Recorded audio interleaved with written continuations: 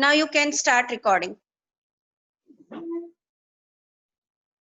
तो हम बात कर रहे थे बेटा कि डीएनए अपने आप को एक्सप्रेस कैसे करता है. DNA express itself by synthesising protein via transcription and translation.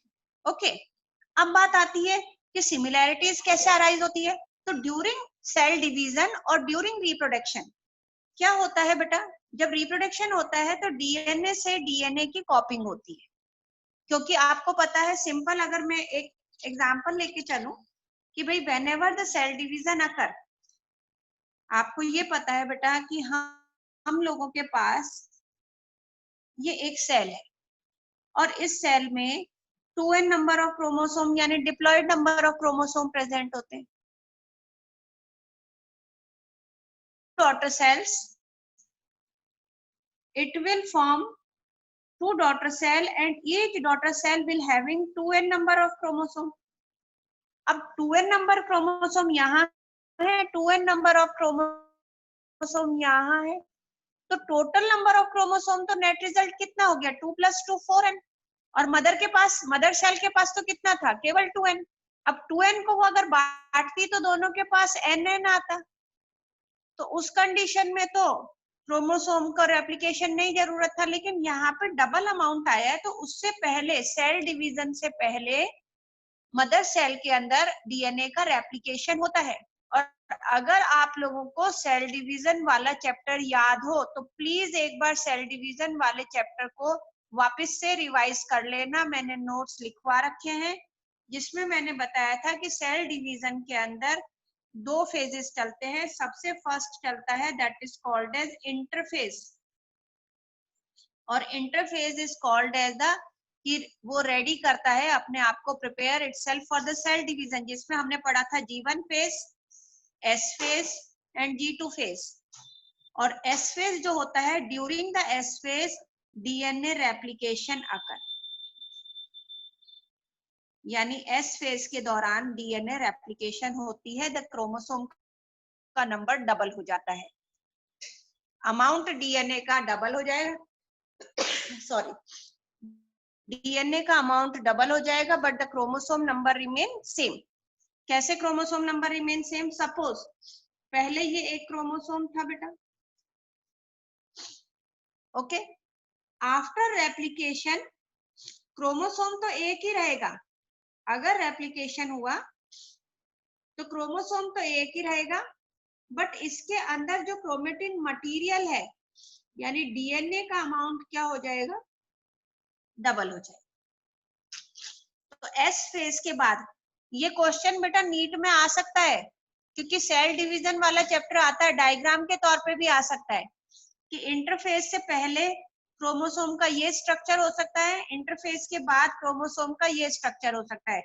यानी ये वाला स्ट्रक्चर G1 फेज में और ये वाला आफ्टर S फेज.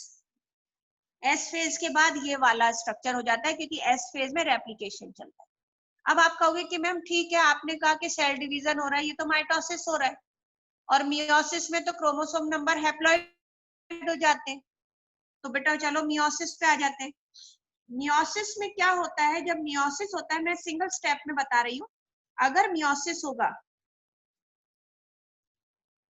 वैसे मैंने 2 स्टेप में आप लोगों को करवा रखा है, मियोसिस 1 और मियोसिस 2. यहाँ पे मैं सिंगल स्टेप में बताती हूँ. तो मियोसिस से 1 mother cell will give rise to 4 daughter cells, और ये जो 4 daughter cells बनती हैं बेटा, all these 4 cells are haploid. चारों की चारों क्या होती है बेटा, हैप्लॉइड होती हैं. तो टोटल नंबर ऑफ क्रोमोसोम या total amount of genetic material देखे तो कितना है, 1 2 3 4, 4n. मदर के पास कितना है, 2n. तो 2n से 4n बनने के लिए it also require what, it also require replication before meiosis. तो चाहे तो मियोसिस हो या माइटोसिस हो, रेप्लिकेशन इज नेसेसरी. तो मैं बार बार रेप्लिकेशन पर इतना जोर क्यों डाल रही हूँ, वो बात अब आई है. तो सिंपली हम कहते हैं कि रेप्लिकेशन, व्हाट इज रेप्लिकेशन? तो the production of exact copy या सिंपली मैं कहूं कॉपीज ऑफ डीएनए की कॉपीज बनना, एग्जैक्ट कॉपीज बनना इज कॉल्ड एज रेप्लिकेशन। लेकिन हमारी एनसीईआरटी बुक में क्या कह रखा है बेटा, एक लाइन दे रखी है एनसीईआरटी बुक में, ये दे रखा है कि द कॉपिंग ऑफ डीएनए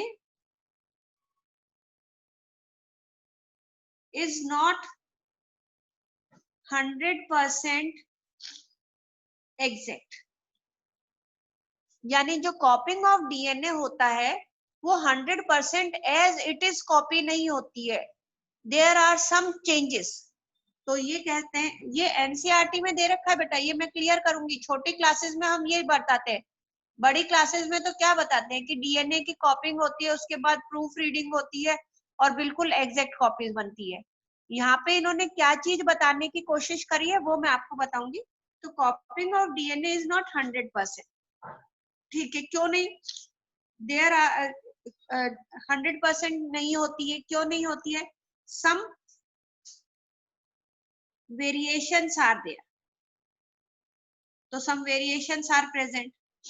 अब ये जो वेरिएशंस अराइज हो रहे हैं ड्यूरिंग द कॉपिंग ऑफ डीएनए, यही वेरिएशन डिफरेंसेस लाते हैं। अब सिंपली हम देखें कि ऐसे तो अगर वेरिएशन आने लगे तो दो कंडीशन हो सकती है। देखो, मैंने कहा कॉपिंग ऑफ डीएनए, कॉपिंग ऑफ डीएनए से वेरिएशन अराइजेस।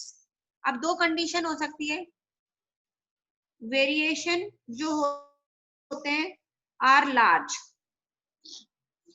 बहुत ज्यादा वेरिएशन आ जाए बेटा, वेरिएशंस आर लार्ज, या फिर वेरिएशंस आर स्मॉल, कुछ छोटे मोटे वेरिएशन हो। अगर बहुत लार्ज वेरिएशन आता है तो the cell will not able to survive, cell क्या नहीं कर पाएगी बेटा?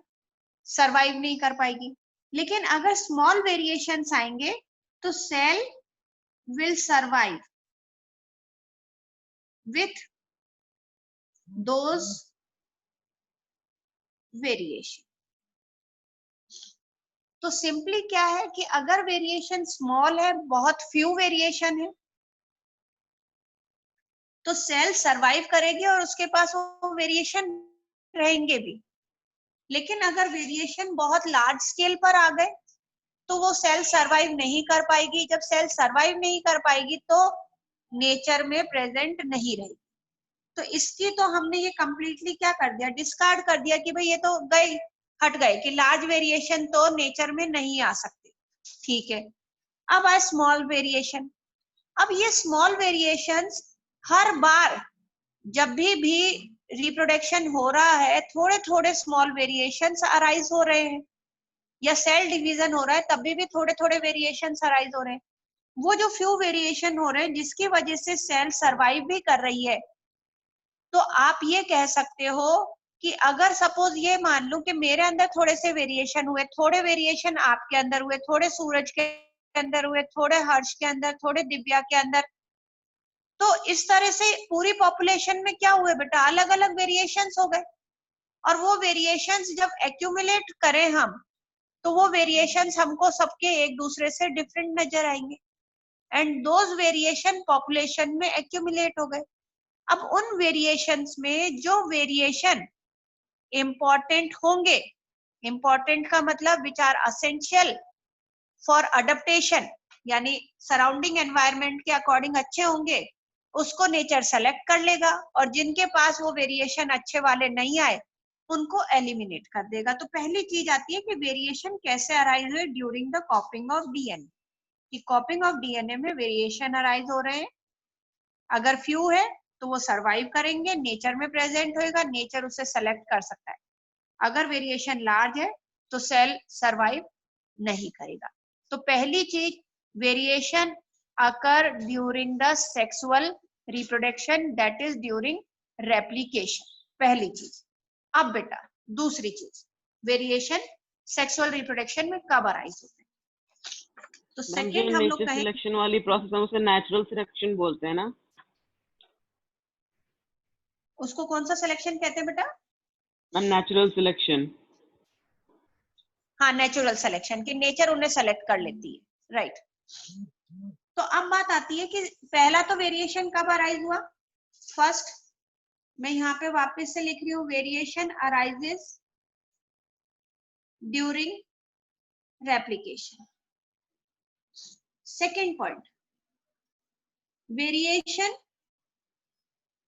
arises during gamete formation.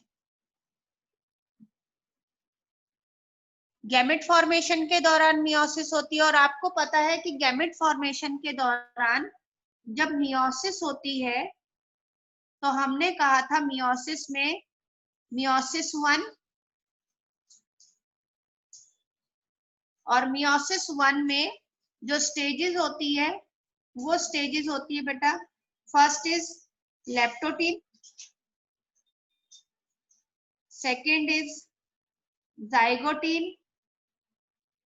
Third is pachytene, fourth is diplotene and fifth is diakinesis. मैंने यहाँ पे ये इसको दोबारा इसलिए लिखा है क्योंकि नीट में क्वेश्चन बन सकता है। फेकाइटीन में crossing over takes place. Pachytene stage, थोड़ा जूम आउट कर दो। थोड़ा जूम और कर दो बेटा।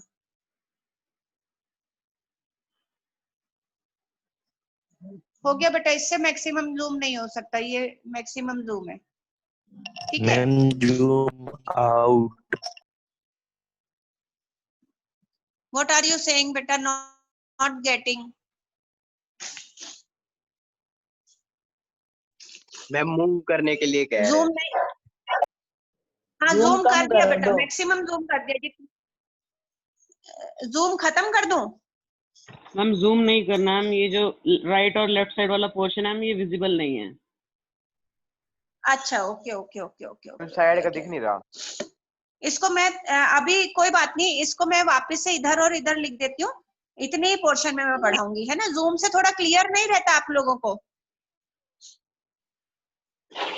तो मैं इसको ये बता देती हूँ कि ये वाली क्या लिखा हुआ है। तो ये लिखा हुआ है बेटा लेप्टोटीन,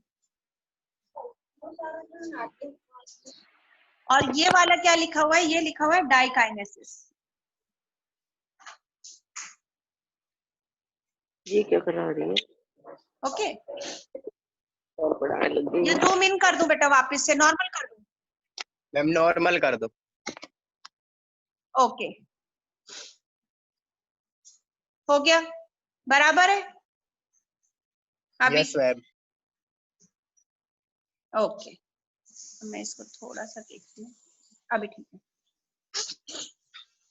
तो ये हम लोग यहाँ पढ़ रहे थे कि फेकाइटीन में, मियोसिस 1 में फेकाइटीन स्टेज में क्या होता है बेटा? Crossing over. और क्रॉसिंग ओवर क्या है? क्रॉसिंग ओवर की डेफिनेशन आपको पता है, exchange of genetic material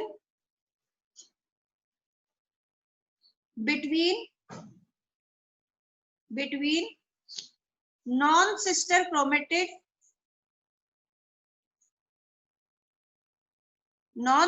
chromatid of homologous chromosome।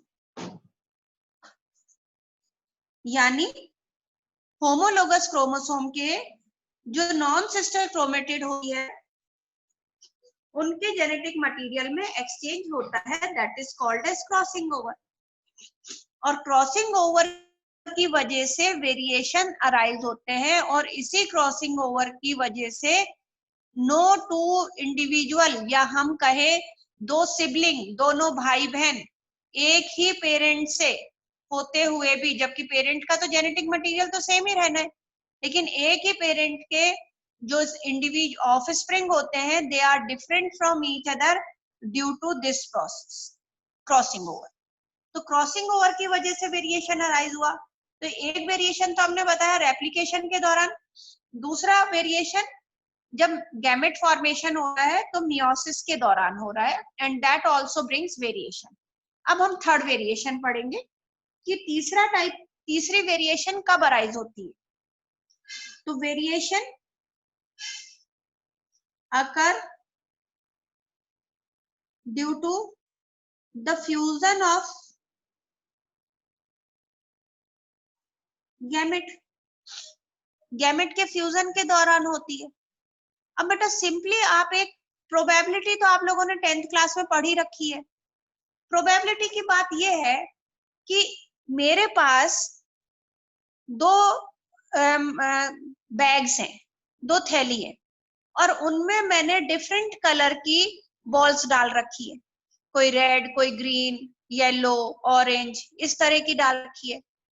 अब बेटा मैं क्या करूं, मैं एक बॉल इस वाले बैग से निकालूं और एक बॉल इस वाले बैग से निकालूं।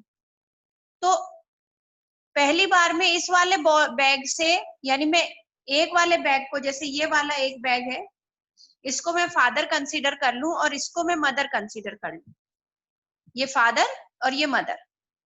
तो फादर से मैंने एक बॉल निकाली, यानी कि एक क्रोमोसोम आया, हम लोग ये बात कर रहे हैं, या एक गैमेट आया। तो एक गैमेट आया तो वो आया सपोज ग्रीन, इधर से आया तो रेड। अब ग्रीन और रेड का हमने फ्यूजन करवा दिया, जाइगोट बन गया, ठीक है। दूसरी बार में जब ऑफस्प्रिंग होना है तो फिर वापस से गैमेट आना। गैमेट जरूरी नहीं है कि वो ग्रीन ही आए, हो सकता है इस बार गैमेट ब्लू आ गया हो और इधर से आओ, उनका फ्यूजन हुआ तो वेरिएशन आया। तीसरी बार में ये हो कि इधर से रेड आ गया और इधर से व्हाइट आ गया, वो डिफरेंट वेरिएशन हुए। और यही वजह होती है कि क्योंकि हरदम सेम गैमेट फ्यूज नहीं करते। सेम गैमेट मतलब होते तो स्पर्म और ओवा ही है, लेकिन उन गैमेट्स के अंदर भी क्योंकि क्रॉसिंग ओवर चलता है तो वेरिएशंस अराइज होते हैं। तो कब कितना क्रॉसिंग ओवर हुआ है, हर बार न्यू वेरिएशन होते हैं। इस वजह से जब फ्यूजन ऑफ गैमेट होता है तो डिफरेंट गैमेट्स हर बार फ्यूज होते हैं, that's why also the variation arise.